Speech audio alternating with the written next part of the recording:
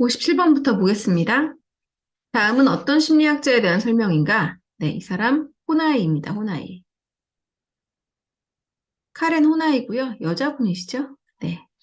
그래서 정신분석을 실시하며 정신분석 학자이며 프로이트를 비판할 수 있었습니다. 어떤 점에서 남성적이고 너무나 가부장적이 아니냐라고 비판을 할 수 있었고, 굉장히 똑똑한 분이셨습니다.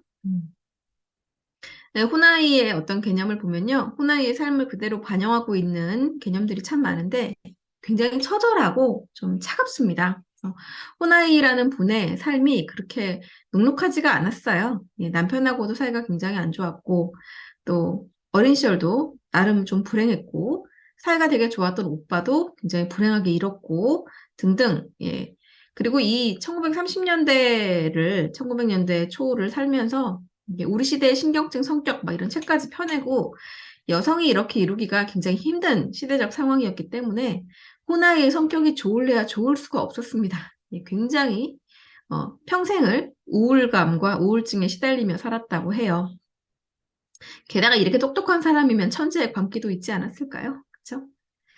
자, 호나이의 주장을 한번 보겠습니다. 호나이의 주장에 따르면 기본적 불안이란 적대적 세계에서 스스로가 모르게 증가하는 모든 측면을 파고드는 고독과 무력감이다.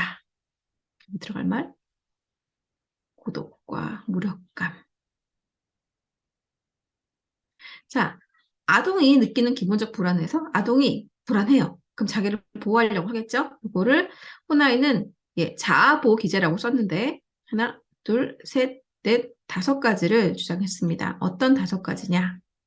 처음에는요, 이 애정과 사랑 확보, 자아 방어 기제입니다. 자아를 보호하려고 하는 기제, 애정과 사랑 확보, 그리고 복종, 힘 성취, 그리고 철회.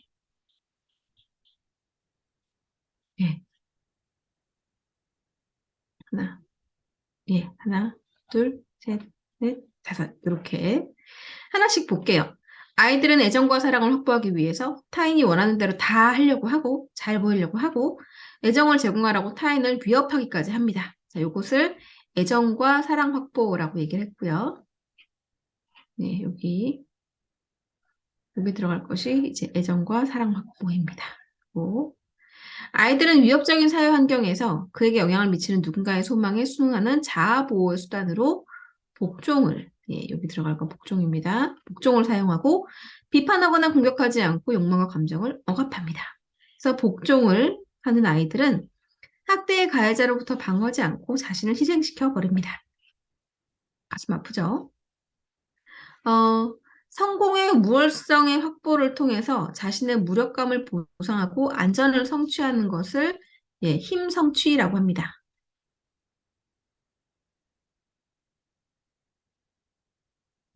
여기도 들어가고 여기도 들어가고. 힘 성취를 위해서 학업에 열중을 한다고 돼 있어요.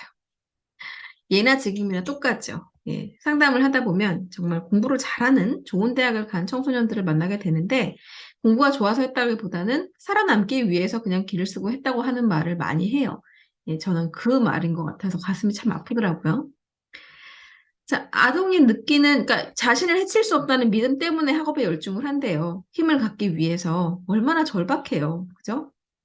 자, 아동이 느끼는 기본적 불안에서 자신을 지키려는 방어 기제 중에, 저는 이게 제일 짠합니다. 철회인데요, 철회. 이두. 저도 안 되니까 힘들어서 그냥 다 손 놔버리는 거. 그냥 타인과 관계를 맺지 않으면 되는 겁니다. 이것을 철회라고 합니다.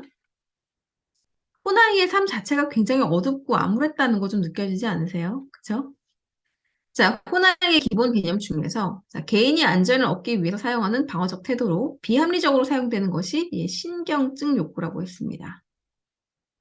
처음에 들어갈 말, 신경증 욕구. 여기 들어갈 거 신경증. 일반적으로 사람들은 애정과 인정에 대한 욕구를 가지고 있지만 신경증적인 사람들은 왜곡이 됩니다. 상대에 대한 고려 없이 무분별하게 강한 욕구를 보이고 타인의 비판에 민감하고 건천한 관계 형성이 어렵고 자신의 소망을 억제하고 타인의 요구를 거절하지 못하고 지나친 여기 2번에 들어갈 말은 예, 아까 말한 애정과 인정 욕구입니다. 호나이가 이렇게 살지 않았나 싶어요. 예. 자, 여기에 매어서 인간관계를 주체적이고 성숙된 관계로 발전시키지를 못합니다. 타인에게 매우 의존적이고, 예, 자비와 사랑과 우정이 없으면, 아, 안 돼. 이게 없으면 난 안 돼. 이러면서 고독과 부적절한 감정에 퐁당 빠져버리죠. 자, 이런 사람들은 뭐라고 했냐면, 한 번에 들어갈 말. 지배적 파트너 욕구입니다. 내가 그런 사람이 되고 싶고, 그쵸? 자, 그리고 자신의 약함, 열등감을 보호하기 위해서 힘을 추구해서 무력감을 보호하려는, 예, 해소하려는 사람은 힘 욕구를 추구하고 있는 거고요. 힘 욕구. 타인의 아이디어 직업 파트너를 착취하여 불안정감을 해소하려는, 예, 꼭 남의 거 못 가져서 안달을 하는 사람들 있죠. 예, 착취 욕구라고 합니다. 자, 타인에게 존경, 인정을 받고자 하는 욕구에 몰입을 해서 특권의 부여를 평가하는 말 그대로 특권에 대한 욕구. 자기 혐오와 경멸로 이상화된 자아를 창조하여 내가 너무 싫어요. 그러니까 아주 이상적인 신의 경지에 이른 자아를 창조해서 막 그런 성인이나 천재로 여겨지기를 바라는 겁니다. 그렇죠? 예. 그렇게 그러니까 이게 다 비교해서 비롯이 되는 건데 예, 이렇게 되는 것을 엉뚱하게도 예, 존경이라고 표현을 합니다. 존경에 대한 욕구. 그렇게 되면 사람들이 자기를 존경할 거라고 생각을 하는 거죠. 존경에 대한 욕구. 지속적으로 타인으로부터 자신을 고립시키고 타인과 거리를 두어서 타인과 같이 있지 않으면요, 내가 제일 잘날 수 있어요. 그쵸? 그래서 우월의 환상을 유지한다는 말이 나오는 거예요. 비교 대상이 없으니까 내가 언제나 최고일 수 있잖아요. 예, 요거를 자아 충족 욕구라고 합니다. 다 왜곡된 것들이죠.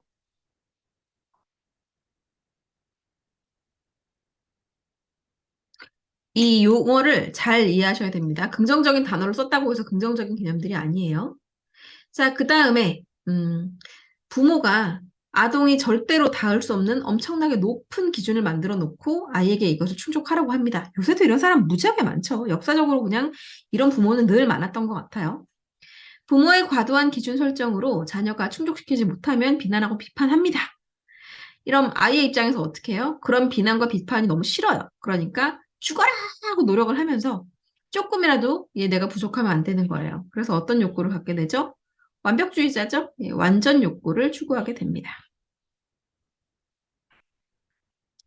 그리고 실패나 창피함이 두려워서 아예 아무것도 안 해버려요. 모험과 도전을 하지 않고. 자발성과 개방성이 요구되는 상황이 한 번쯤은 있을 수밖에 없잖아요. 그럴 때는 자신을 칭칭 올가매버립니다. 그렇게 꽉 자신을 잡아버리는 욕구를 말이 좀 길어요. 예, 생의 편협한 제한 욕구입니다. 부모에 대한 적대감을 억압하기 위해서 또 다른 목적이 되는, 자, 이게 말이 조금 이상하죠. 자, 요 부분은, 이게 이제 죄의식에 대한 얘기인데요.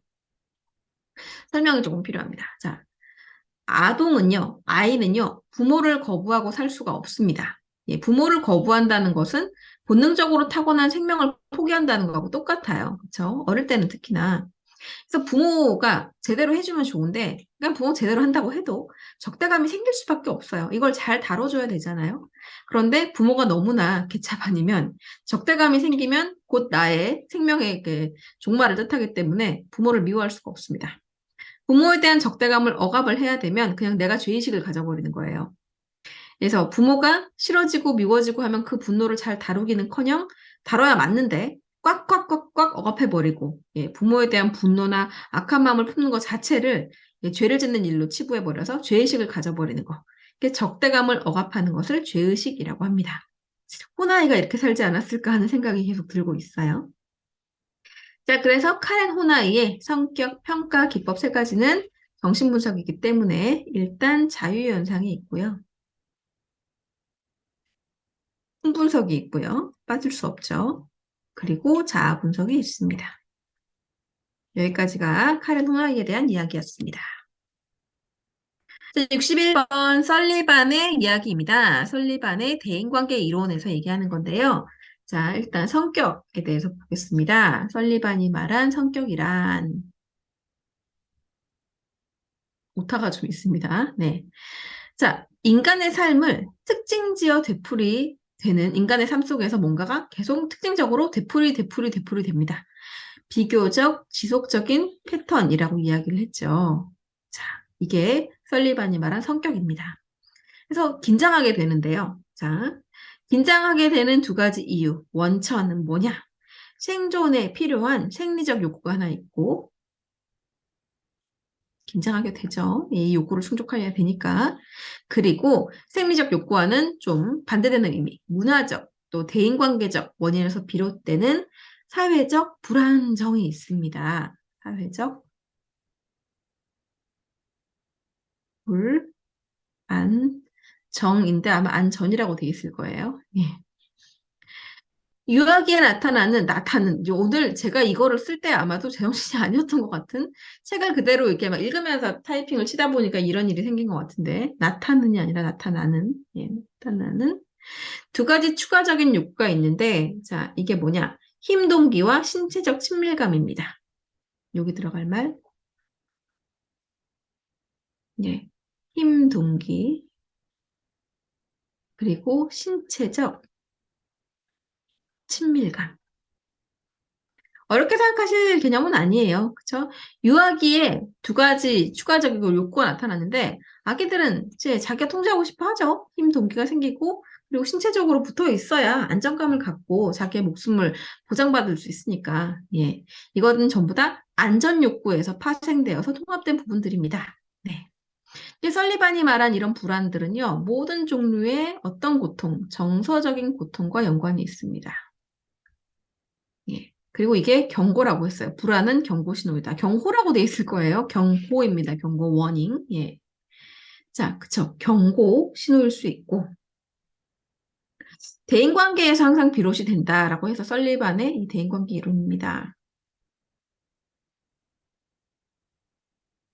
예. 자, 그래서 이런 불안이, 정서적 고통, 불안이 자기 가치감과 유능감을 위협해서 뭘 박살을 내느냐? 예, 이 자아 존중감, 자존감을 부서뜨립니다. 자아 존중감을 손상을 시킵니다. 그렇죠? 자, 그 다음에 뭐가 생기느냐? 자아체계라는 개념이 나오는데 자아체계, 뼈대 같은 거죠. 자아체계는 정서적 안정감을 얻기 위해 사용하는 안전작동 기제이며 대인관계에서 습관적으로 사용하는 자신만의 독특한 전략입니다. 이게 자아체계를 만드는 거예요. 만드는데 마치 방어기제처럼. 예. 방어기제는 뭐였죠? 허상이잖아요. 그쵸? 이 자아체계가 진짜 자기하고 딱 맞아 떨어지면 괜찮은데, 만약에 서로 거리가 있으면. 자, 그 얘기를 합니다. 여기, 여기 들어갈 말. 자, 내가 만들어 놓은 자아체계와 그 진정한 자아가 딱 부합이 되면 좋은데, 간격이 커질수록 정신이 분열되어 버립니다. 정신분열적인 상황이 발생합니다. 설리반이 보기에 성격에 대한 불안을 방어하는 방법에는 예, 자기 역동성과 부합하지 않은 행동이나 태도나 욕망을 지워버리는 게 하나 있더라. 그죠? 해리. 그냥 아 몰라 이러고 아무것도 몰라 진짜 모르게 지워버리는 거 해리. 와 타인에 대한 개인의 반응이 자신의 경험해온 나쁜 관계에 의해서 편향과 왜곡되는 무엇이 있죠? 말 그대로 병렬적 왜곡.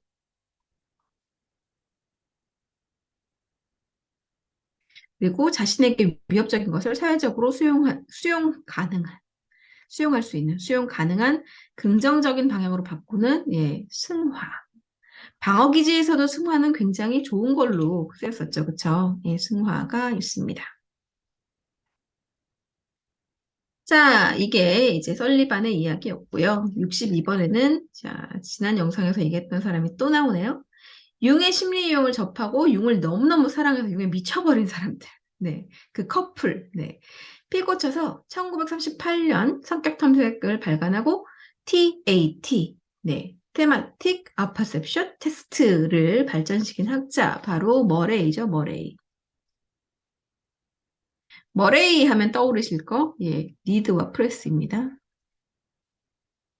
그치? 동기와 욕구와 압력. 머레이 하면 생각나는 건 니드와 프레스죠. 욕구와 압력. 예.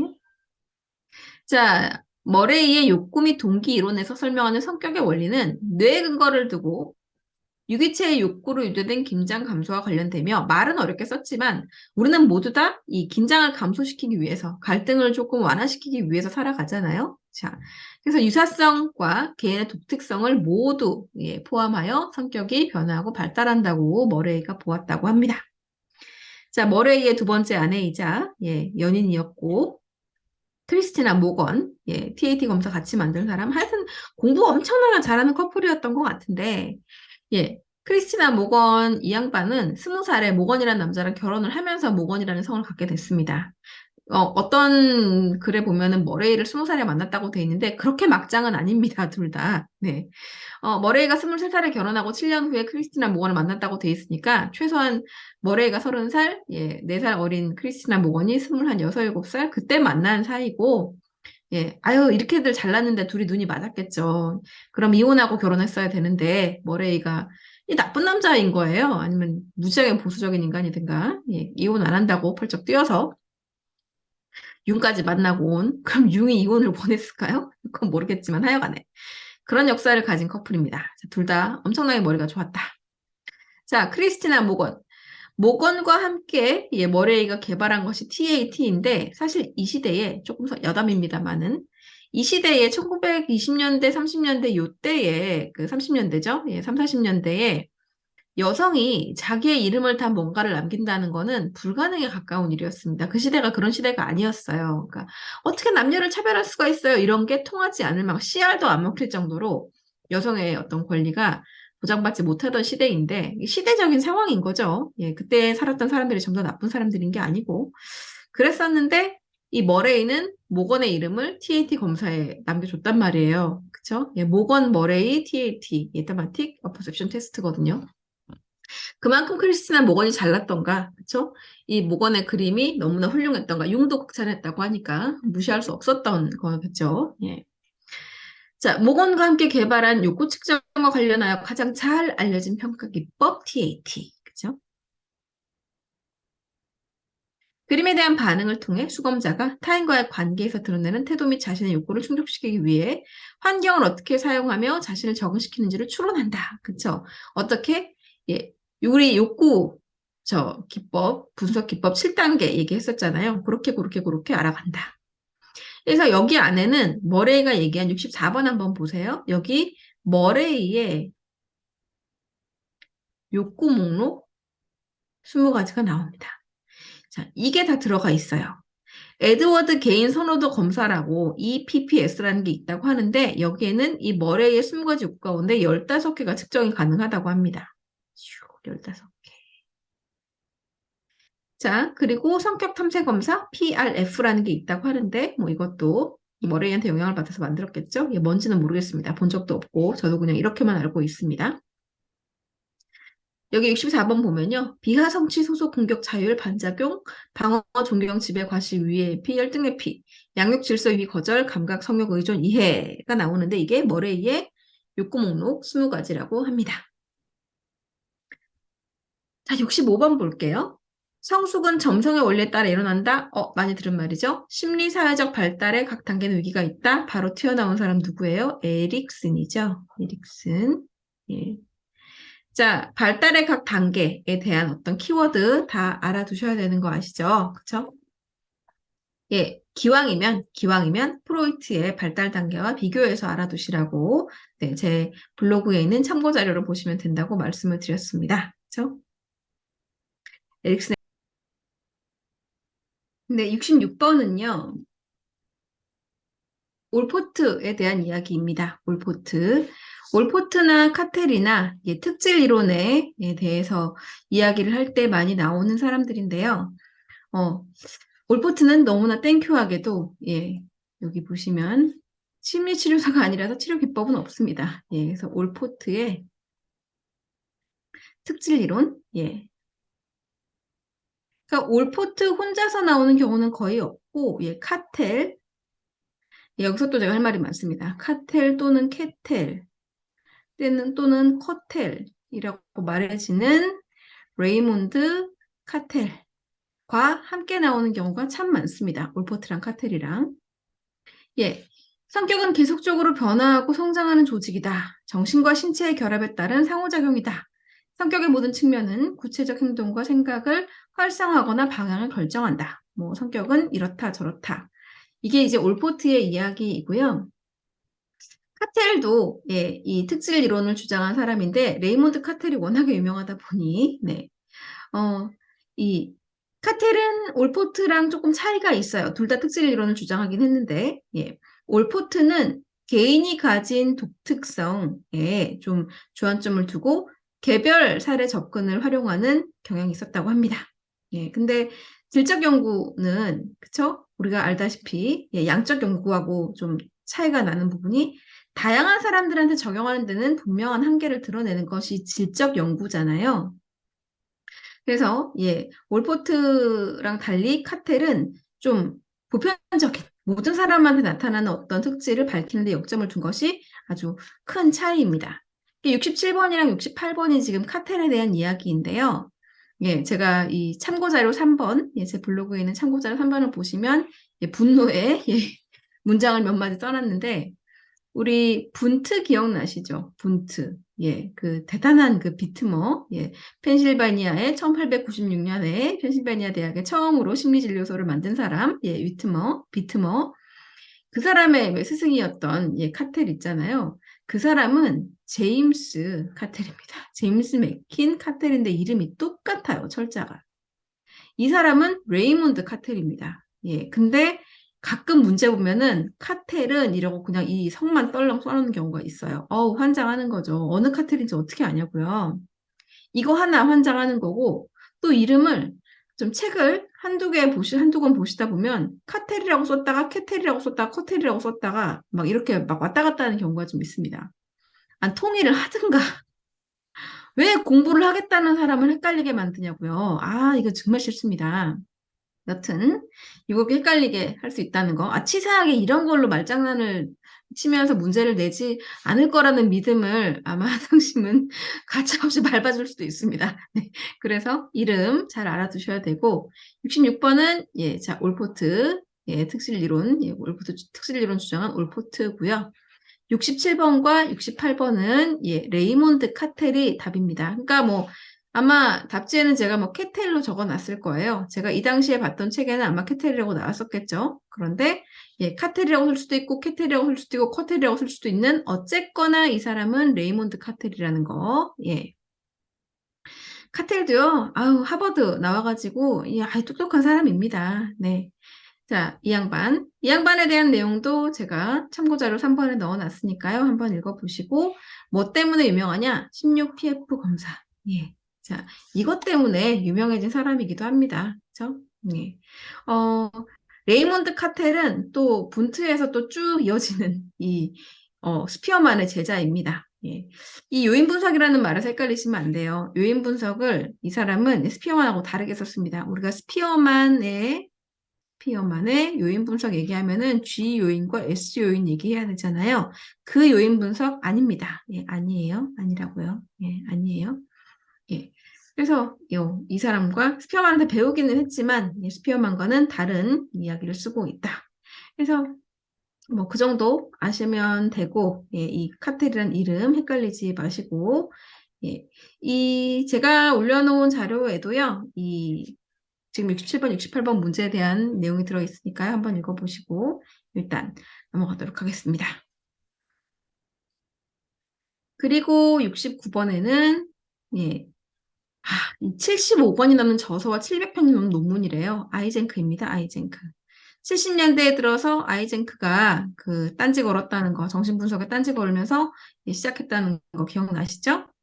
아이젠크 얼마나 똑똑한 사람이었으면 세상에 75권이 넘는 저서와 700편이 넘는 논문을 발표를 와, 그럼 1년에 몇 개씩 썼다는 얘기잖아요. 1년에 논문 하나 쓰면 700년 살아야 되잖아요. 그죠? 상대평가 두고 여러 개 개발한 사람이고, 예, 정신분석 싫어했고, 예, 이 사람은 신경증을 치료하는 것은 뭐라고 했다? 속어라고 했습니다. 탈학습 또는 속어. 네, 그리고, 예. 자, 70번부터는 메슬로우와 로저스와 등등등등 이야기 설명할 것이 좀 있어서 일단은 여기까지만 하겠습니다. 다음 영상에서 70번부터 들어가겠습니다. 고생 많으셨습니다.